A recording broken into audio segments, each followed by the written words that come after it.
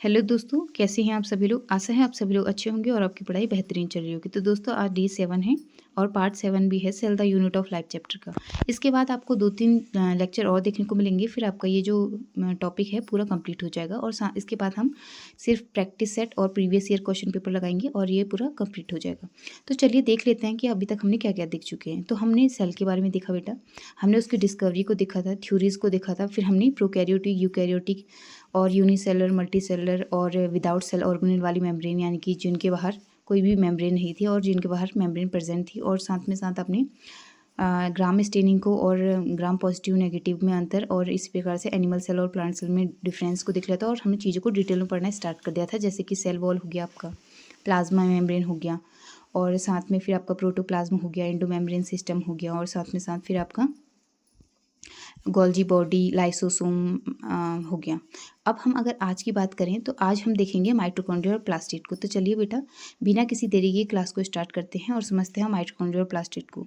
तो जो माइटोकॉन्ड्रिया और प्लास्टिड है, ऐसा माना जाता है कि इसका जो ओरिजिन है कहीं ना कहीं बैक्टीरिया से हुआ है, क्योंकि इन तीनों का जो सिमिलर फीचर है वो सिमिलर है।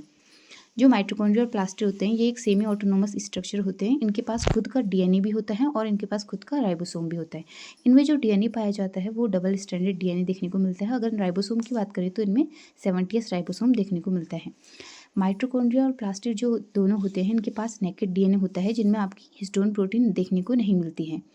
अगर हम आगे बात करें तो ये साइक्लोप्लाज्मिक इनहेरिटेंस और मैटरनल इनहेरिटेंस में भी रोल प्ले करते हैं। इनका जो डिवीज़न होता है ये फिजन के थ्रू होता है। अगर हम बात करें आगे डिटेल में देखें तो अगर माइटोकॉन्ड्रिया को, तो माइटोकॉन्ड्रिया जो है इसको सबसे पहले जो ऑब्जर्व किया था कोलिकर ने किया था और स्केलेटल मसल के अंदर किया था। इन्होंने क्या करा था, जो कॉकरोच होता है उसके थाई मसल के अंदर इन्होंने सबसे पहले माइटोकॉन्ड्रिया को देखा। माइटोकॉन्ड्रिया को बहुत सारे नामों से भी जाना जाता है, जैसे कि इसको हम powerhouse of the cell कहते हैं, इसको सार्कोसोम भी कहा जाता है, और अलग अलग साइंटिस्ट ने इसको अलग अलग नेम से दिया है। जैसे कि एक साइंटिस्ट हैं अल्टमान, तो इन्होंने इसको बायोप्लास्ट कहा है, और माइटोकॉन्ड्रिया जो वर्ड दिया है ये आपका बेंडा ने दिया है। इसी प्रकार जो फ्लेमिंग है उन्होंने फिला नाम से इसको बताया है। माइटोकॉन्ड्रिया को अगर आगे देखें तो ये हमें पता है कि एनिमल सेल में पाए जाने वाला सबसे लार्जेस्ट सेल ऑर्गेनल है। अगर वहीं हम प्लांट सेल की बात करें तो प्लांट सेल में सबसे जो लार्जेस्ट सेल ऑर्गेनल पाया जाता है वो आपका बेटा प्लास्टिड है। माइटोकॉन्ड्रिया को अगर हम नंबरिंग के हिसाब से देखें तो एक सेल के अंदर एक जो माइटोकॉन्ड्रिया देखा गया है वो आपका माइक्रोसिस्टिस एल्गी के अंदर देखा गया है। जबकि अगर बात करें आप आगे तो लगभग 5 लाख तक के माइटोकॉन्ड्रिया एक सेल के अंदर देखे गए हैं, तो वो आपके जॉइंट अमीबा में देखे गए हैं। जो माइटोकॉन्ड्रिया है, अगर इसके फ्लैजिलेट की बात करें तो हम इसे नीटोप्लास्ट कहते हैं, और इसमें जो हल्के एंजाइम है उसको हम टिंकल कहते हैं। माइटोकॉन्ड्रिया का अगर स्ट्रक्चर की बात करी जाए तो आपको पता है कि ये कैसा स्ट्रक्चर है, इसका डबल मेम्ब्रेन स्ट्रक्चर, यानी कि इसमें आउटर मेम्ब्रेन और इनर मेम्ब्रेन दोनों है।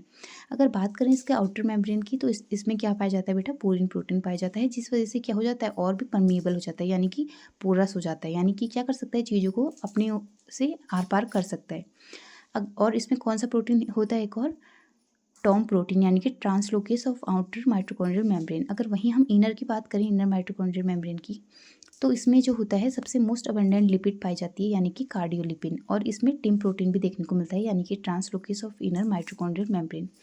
और इन दोनों के बीच एक आपको पेरी माइटोकॉन्ड्रियल स्पेस भी देखने को मिलता है बेटा। ये क्या करता है, इन दोनों के बीच में पाया जाता है। और अगर हम बात करें माइटोकॉन्ड्रियल मैट्रिक्स की, तो माइटोकॉन्ड्रियल मैट्रिक्स क्या करता है, इसके पास क्या क्या होता है, इसके पास राइबोसोम होता है। कौन सा राइबोसोम, 70s राइबोसोम। इसके पास डीएनए होता है जो कि सर्कुलर डबल स्ट्रैंड डीएनए होता है। और वहीं अगर आरएनए की बात करें तो सिंगल स्ट्रैंडेड आरएनए इसमें देखने को मिलता है। अगर अब हम आगे बात करें तो हमें पता है कि जो इनर माइटोकॉन्ड्रियल मेम्ब्रेन है उससे ही निकलते एक इनफोल्डिंग होती है, यानी कि उसको ही अगर फोल्ड कर दिया जाए तो क्या बन जाता है बेटा, सिस्ट। इसको हम क्या बोलते हैं, इसकी इनफोल्डिंग को, इनर माइटोकॉन्ड्रियल मेम्ब्रेन की सिस्ट्री बोलते हैं। ये सिस्ट्री क्या कंटेन करती है, ऑक्सीसोम कंटेन करती है। ये ऑक्सीसोम क्या होता है, एटीपी का फॉर्मेशन करता है। अब ये जो ऑक्सीसोम है इसको बहुत सारे नामों से भी बोला जाता है, यानी कि ऑक्सीसोम हो गया, F1 पार्टिकल हो गया, और फर्नांडीज मोरन पार्टिकल हो गया।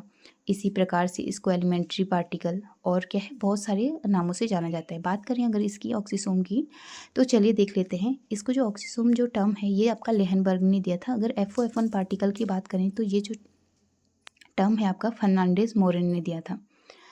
ये जो है स्मॉलेस्ट रोटेटरी मशीन है यूनिवर्स की, ऑक्सीसोम जो होता है यही हमारा क्या कर रहा है, एटीपी का फॉर्मेशन कर रहा है, यानी ये क्या है, एटीपी के फॉर्मेशन के लिए रिस्पॉन्सिबल है कहीं ना कहीं।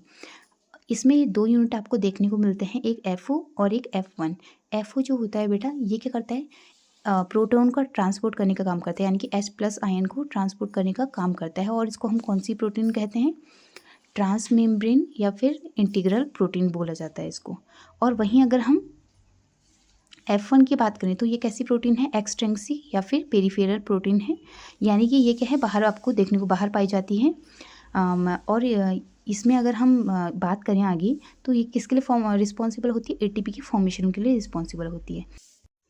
तो अगर हम इसके फंक्शन की बात करें माइटोकॉन्ड्रिया, तो माइटोकॉन्ड्रिया जो होता है इसमें एरोबिक रेस्पिरेशन होता है, और साथ ही एटीपी का सिंथेसिस भी इसमें देखने को मिलता है। ये जो होता है link reaction, gateway pathway, TCA pathway और क्रेब्स साइकिल के लिए साइट प्रोवाइड करता है, और साथ इसमें फोटो रेस्पिरेशन के लिए भी ये साइट प्रोवाइड करता है प्लांट की, ठीक है। और अगर बात करें तो ये स्पर्म का जो मिडिल वाला पार्ट है, यानी कि जिसको हम नेबनकण बोलते हैं, इसको भी ये बनाने में मतलब इसको भी बनाने का काम करता है। तो ये तो रही इसके, ये किसकी बात करी थी हमने अभी तक का, माइटोकॉन्ड्रिया। अब अगर हम नेक्स्ट सेल ऑर्गेनल यानी कि प्लास्टिड को समझें, तो प्लास्टिड को हम देखने से पहले इसके टर्म को देख लेते हैं, यानी कि प्लास्टिड जो टर्म है सबसे पहले किसने दिया था, तो जो प्लास्टिड टर्म है सबसे पहले हेकल ने दिया था। अगर इसकी डिस्कवरी की बात करें तो ये सिम्पर ने की थी। और अगर हम देखें ये प्लास्टिड किस में पाया जाता है, तो ये आपके प्लांट में और कुछ यूग्लिनॉइड होते हैं उनमें आपको ये प्लास्टिड देखने को मिलता है। प्लास्टिड की अगर हम स्ट्रक्चर के देखें तो इसको 3 कैटेगरी में डिवाइड किया है, यानी कि क्लोरोप्लास्ट, क्रोमोप्लास्ट और ल्यूकोप्लास्ट। क्रोमोप्लास्ट की बात करें तो ये इसमें एक पिगमेंट होता है जिसको हम फोटोसिंथेटिक पिगमेंट कहते हैं, जो कि ग्रीन कलर के लिए रिस्पॉन्सिबल होता है। वहीं अगर क्रोमोप्लास्ट की बात करें तो बेटा ये भी क्या करेगा, कलर प्रोवाइड करने का काम करता है प्लांट में। और अगर ल्यूकोप्लास्ट की बात करें तो ये कैसा होता है, कलरलेस होता है, यानी कि ये कोई भी कलर प्रोवाइड नहीं करता है। ये क्या करने का काम करता है, ये स्टोर करने का काम करता है। तो इसको भी अगेन 3 कैटेगरी में डिवाइड कर दिया है। एक को बोलते हैं हम एमाइलोप्लास्ट, एक को बोलते हैं एल्यूरोप्लास्ट, एक को बोलते हैं हम इलायोप्लास्ट। तो एमाइलोप्लास्ट देख लेते हैं, एमाइलोप्लास्ट में क्या स्टोर होता है। तो बेटा आपका जो कार्बोहाइड्रेट होता है वो आपका एमाइलोप्लास्ट में स्टोर होता है। वहीं अगर एल्यूरोप्लास्ट की बात करें तो उसमें आपका प्रोटीन स्टोर होता है। वहीं अगर इलायोप्लास्ट की बात करें तो उसमें लिपिड या फिर फैट स्टोर होता है। अगर हम इसको डिटेल में समझें तो हम इसके स्ट्रक्चर को देखें अगर प्लास्टिड के, तो इसमें भी क्या होता है, आउटर मेम्ब्रेन, इनर मेम्ब्रेन आपको देखने को मिलता है, क्योंकि आपको पता है ये भी कैसा है, डबल मेम्ब्रेनस स्ट्रक्चर है। इसमें आपको ग्रेनुअल लैमेली और स्ट्रोमल लैमेली देखने को मिलती है, यानी कि ये इसमें आपको क्या देखने को मिलता है, एक ग्रेना और एक स्ट्रोमा। यानी कि ग्रेना क्या होता है बेटा, ग्रेना जो होता है ये सिक्कों के ढेर लाइक स्ट्रक्चर दिखाता है, यानी कि सिक्कों के ढेर के समान जो संरचना दिखाई दे रही है उसको आप क्या बोल रहे हो, ग्रेना कह रहे हो। ये जो ग्रेना होता है बेटा किससे मिलकर बना होता है, थैलेकॉइड से, यानी कि एक थैलेकॉइड ऐसे जब मिल जाते हैं आपस में, बहुत सारे थैलेकॉइड, तो मिलकर ये क्या बना देते हैं, ग्रेना बना देते हैं। और ये ग्रेना जब दूसरे वाले ग्रेना से अटैच होता है तो किसके थ्रू होता है, एक लैमेली के थ्रू, जिसे आप क्या बोल रहे हो, स्ट्रोमल लैमेली बोल रहे हो। तो अगर हम इसको देखें अच्छे से तो हम क्या देख लेते हैं, जो ये ग्रेनुअल लैमेली है इसके अंदर क्या होता है बेटा, PS फर्स्ट और PS सेकंड दोनों पाए जाते हैं, यानी कि फोटो सिस्टम फर्स्ट और फोटो सिस्टम सेकंड आपको दोनों देखने को मिलता है। और आपको पता है कि जो जिसमें PS फर्स्ट और PS सेकंड दोनों पाए जाता है तो उसको आप क्या, उस पर कौन सा रेस्पिरेशन होता है, उसमें आपका नॉन साइक्लिक फोटोफॉस्फोराइलेशन होता है। और अगर बात करें वहीं स्ट्रोमल लैमेली की, जो आप बीच में 2 ग्रेने को जोड़ने का काम कर रहा है, यानी कि स्ट्रोमल लैमेली, तो उसमें आपको क्या देखने को मिलता है, सिर्फ PS फर्स्ट यानी कि फोटो सिस्टम फर्स्ट ही देखने को मिलता है। और जिसमें सिर्फ और सिर्फ फोटो सिस्टम फर्स्ट होता है उसमें आपकी साइक्लिक फोटोफॉस्फोराइलेशन होता है। इसको जरा अच्छे से समझो बेटा, क्या बोला था मैंने बोला था ये हम किसकी बात कर रहे हैं, क्लोरोप्लास्ट की स्ट्रक्चर की बात कर रहे हैं। तो उसमें क्या है बेटा, सिक्कों के ढेर समान एक संरचना है जिसको आप ग्रेना बोल रहे हो, और इन 2 ग्रेना को आपस में जोड़ने का जो काम कर रहा है उसको आप स्ट्रोमा बोल रहे हो, ठीक है। तो हम यानी कि इसको ग्रेनुअल लैमेली और इसको स्ट्रोमल लैमेली बोल सकते हैं। तो जो ग्रेनुअल लैमेली होती है इसमें क्या देखने को मिलता है आपके पास, 2 प्रकार की फोटो सिस्टम, यानी कि फोटो सिस्टम 1 और फोटो सिस्टम 2, और जिसमें दोनों आपको देखने को मिलता है तो उसमें नॉन साइक्लिक फोटोफॉस्फोराइलेशन होता है, और जिसमें आपको सिर्फ PS फर्स्ट ही देखने को मिलता है तो उसमें आपका साइक्लिक फोटोफॉस्फोराइलेशन होता है। उसके पास जो क्लोरोप्लास्ट होते हैं उसके पास फोटोसिंथेटिक पिगमेंट होते हैं। इसमें क्या होता है, जो थैलेकॉइड मेम्ब्रेन होती है उससे कुछ क्वांटासोम अटैच होते हैं, इन्हीं क्वांटासोम को फोटोसिंथेटिक यूनिट कहते हैं, और ये क्वांटासोम 230 मॉलिक्यूल ऑफ क्लोरोफिल से मिलकर बनते हैं। इसमें क्लोरोफिल ए जो होता है 170 मॉलिक्यूल क्लोरोफिल ए का पाया जाता है और 60 मॉलिक्यूल क्लोरोफिल बी का पाया जाता है। तब जाके ये क्या बना रहे हैं, आपका क्लोरोप्लास्ट बना रहे हैं। अब अगर हम आगे बात करें तो हम देख लेते हैं कि जो ग्रीन एल्गी है उसमें कौन सा क्लोरोफिल पाया जाता है। तो जो ग्रीन एल्गी होते हैं बेटा, क्लोरोफाइसी जैसे कहते हैं हम, उसमें क्लोरोफिल ए और क्लोरोफिल बी दिख रही है। क्लोरोफिल ए जो होता है आपका यूनिवर्सल पिगमेंट होता है, यानी कि आपको ज़्यादातर सब में दिखने को मिलेगा। अगर हम आगे बात करें तो ब्राउन एल्गी की, यानी कि फियोफाइसी और डायटम डायनोफ्लैजिलेट की, तो इसमें आपको क्लोरोफिल ए और क्लोरोफिल बी देखने को मिलेगा, सॉरी क्लोरोफिल ए और क्लोरोफिल सी देखने को मिलेगा। वहीं आप अगर बात करो रेड एल्गी की रोडोफाइसी की, तो उसमें आपको क्लोरोफिल ए और क्लोरोफिल डी देखने को मिलेगा। वहीं अगर आप बात करो येलो एल्गी की, तो जेंथोफाइसी की, तो उसमें आपको क्लोरोफिल ए और क्लोरोफिल ई देखने को मिलता है। क्लोरोफिल ए जो होता है आपका यूनिवर्सल क्लोरोफिल होता है। हमने देखा था कि जो आपका क्वांटासोम थे वो क्या कंटेन कर रहे थे, उसमें आपको फाइकोबिलिन और कैरोटीनॉइड देखने को मिलते हैं। किसमें, आपके क्वांटासोम के अंदर क्या पाया जाता है, फाइकोबिलिन और कैरोटीनॉइड। तो इस फाइकोबिलिन को देख लेते हैं। तो फाइकोबिलिन जो होता है ये एक पिगमेंट होता है। कौन सा पिगमेंट होता है, कैसा, प्रोटीनेसियस पिगमेंट होता है, जो कि कैसा होता है, वाटर में घुलनशील होता है, यानी कि जल में घुलनशील होता है ये। और अगर इसकी बात करें तो ये भी हमारे दो उसमें डिवाइड हो जाता है, जैसे कि आपका फाइकोसाइनिन और फाइको एरिथ्रिन, यानी कि ये किस में पाया जा रहा है, आपका ब्लू ग्रीन एल्गी और रेड एल्गी में आपको देखने को मिलता है। अगर वहीं आप अगर आगे बात करूँ कैरोटीनॉइड की, तो ये भी दो उससे मिलकर बना है, कैरोटीन और एक ज़ेंथोफिल। जो कैरोटीन होता है ये ऑक्सीजनेटेड नहीं होता है, यानी कि नॉन ऑक्सीजनेटेड होता है, इसमें ऑक्सीजन नहीं पाया जाता है। वहीं अगर आप जेंथोफिल की बात करें तो ऑक्सीजनेटेड होता है। कैरोटीन के फॉर्मूले की बात करें तो इसका फॉर्मूला है C40H56। वहीं अगर जेंथोफिल के फॉर्मूले की बात करें तो इसका फॉर्मूला है C40H56O2।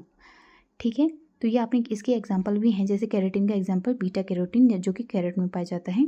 और वहीं अगर जेंथोफिल का एग्जाम्पल देखें तो विवोजेंथिन, लियोथिन और जिएंथिन क्लोरोप्लास्ट हैं। वो आपके शेप की, अगर बात करें हम क्लोरोप्लास्ट की शेप की, तो क्या आपको देखने को मिलते हैं, वेरिएबल शेप के दिखाई देने को मिलते हैं। जैसे कि जो कप शेप होता है ये किस किस में पाया जाता है, आपका क्लोरेला हो गया, क्लेमाइडोमोनास, वॉलवॉक्स जो कि है आपके कप शेप के दिखाई देते हैं। यूलोथ्रिक्स जो होता है कॉलर शेप का दिखाई देता है। इसी प्रकार स्पायरोएरा स्पायरल शेप का, और स्टार शेप का जो दिखाई देता है जिग्नियम दिखाई देता है। इस प्रकार से रेटिकुलर शेप का ओडोगोनियम और डिस्कोइडल शेप का वॉलवॉक्स दिखाई देता है, वर्चुरिया दिखाई देता है, सॉरी। और अगर हायर प्लांट की बात करें तो जितने भी हायर प्लांट हैं इसमें सब में किसका कौन सी शेप का दिखाई देता है, आपको क्लोरोप्लास्ट डिस्कोइडल शेप का दिखाई देता है।